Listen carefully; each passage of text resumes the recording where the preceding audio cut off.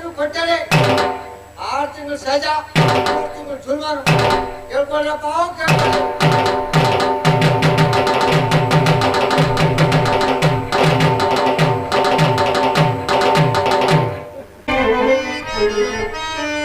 ಎಣ್ಣೆ ಚಂದವಯ್ಯ ಹುಚ್ಚಳ್ಳಿ ಎಣ್ಣೆ ಚಂದವಯ್ಯ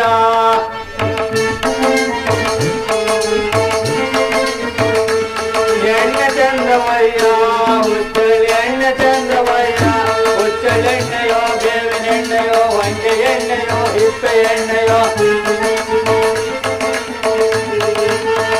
ಹಿಪ್ಪೆ ಎಣ್ಣೆಯೋ ಹೊಂಗೆ ಎಣ್ಣೆಯೋ ಬೇವಿನ ಎಣ್ಣೆಯೋ ಹುಚ್ಚಳೆಣ್ಣೆಯೋ ಎಣ್ಣೆ ಚಂದವಯ್ಯ ಎಣ್ಣೆ ಚಂದವಯ್ಯ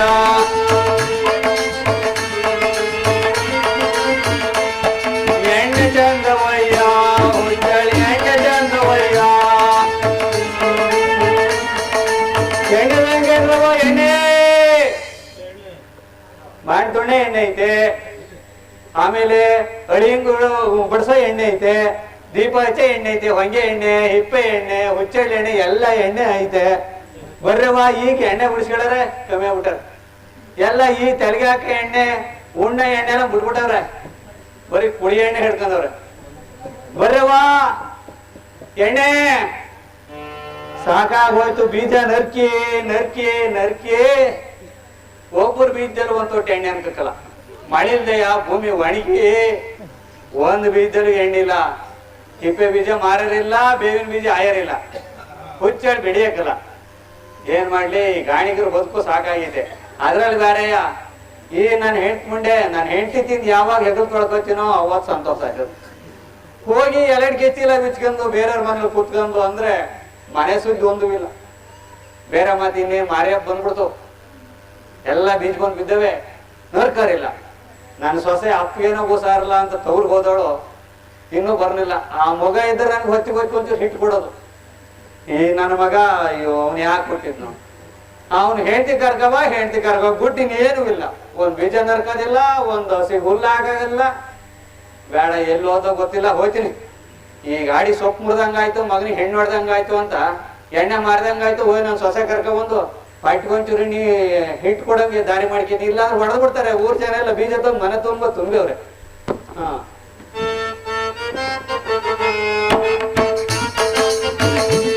ಎಣ್ಣೆ ಚಂದವಯ್ಯ ಹುಚ್ಚಳಿ ಎಣ್ಣೆ ಚಂದವಯ್ಯ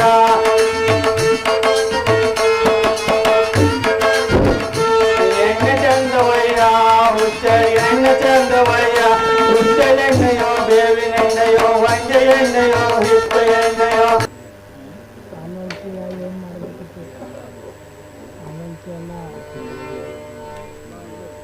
ಕೊಡು ಬೇಗ ದಿವ್ಯಮತಿ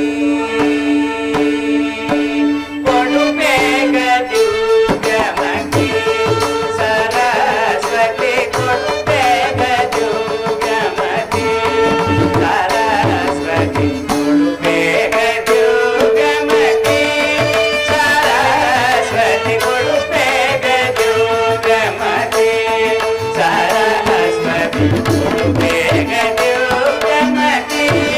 ಸರಸ್ವತಿ ಕೊಡು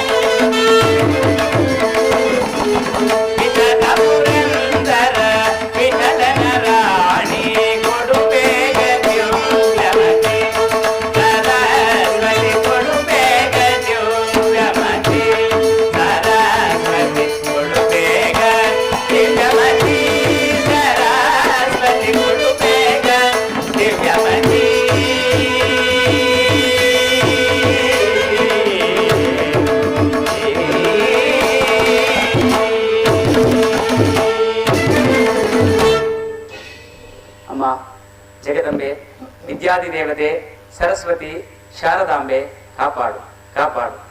ನನ್ನ ಪತಿಯನ್ನು ಆರೋಗ್ಯದಿಂದಿರುವಂತೆ, ಆಯಸ್ಸು ಆರೋಗ್ಯವು ಸ್ಥಿರವಾಗುವಂತೆ ಸಂರಕ್ಷಿಸು. ನಮ್ಮ ಮಾವಯ್ಯನವರಿಗೂ ಆಯಸ್ಸು ಆರೋಗ್ಯವು ಸ್ಥಿರವಾಗುವಂತೆ ಆಶೀರ್ವದಿಸುತ್ತಾರೆ.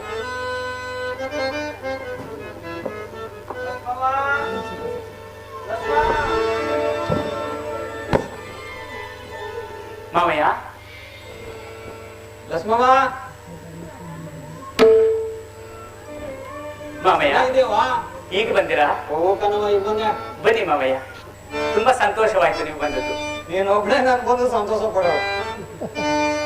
ಮಣಿಯುವೆ ನಿಮಗೆ ಮಾವಯ್ಯನವರೇ, ಮಣಿಯುವೆ ನಿಮಗೆ.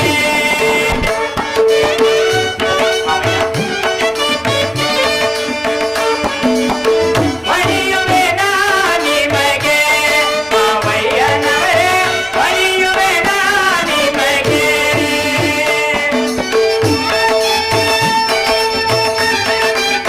ಕುಶಲವೇ ಮೃಗವನು ಅರುಷನಿಂದೇನಿರಿ.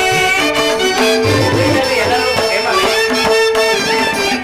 ಕುಶಲವೇ ಮೃಗವನು ಅರುಷನಿಂದೇನಿರಿ.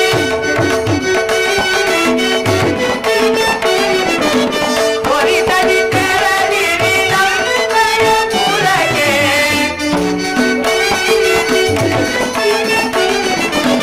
ಹೊರಿತದಿ ತೆರಳಿರಿ ನಂಬೆಯ ಪುರಕ್ಕೆ. ಮಣಿಯುವೆ ನಿಮಗೆ ಮಾವಯ್ಯನವರೇ, ಮಣಿಯುವೆ ನಿಮಗೆ ಮಾವಯ್ಯನವರೇ, ಮಣಿಯುವೆ ನಿಮಗೆ.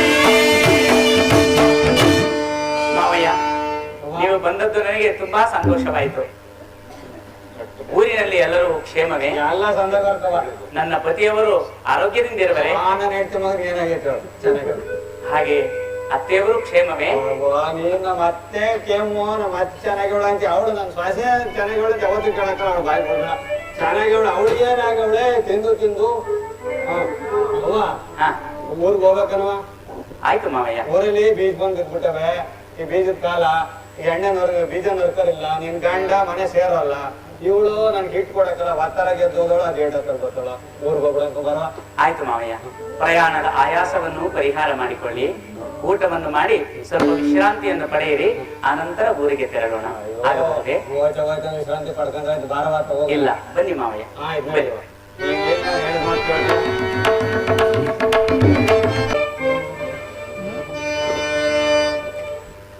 ಆ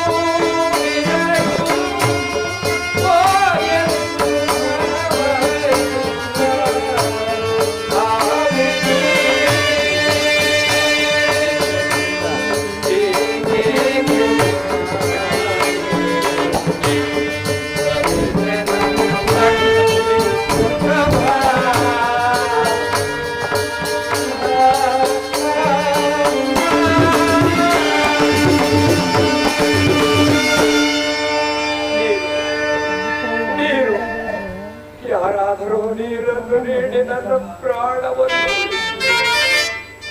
ರವಿನಂದನ ಶ್ರೇಷ್ಠರ ನಿನ್ನ ಮನಸ್ಸಿಗೀಗ ಸಮಾಧಾನವಾಗಿದೆ ದೇವ, ಸಮಾಧಾನ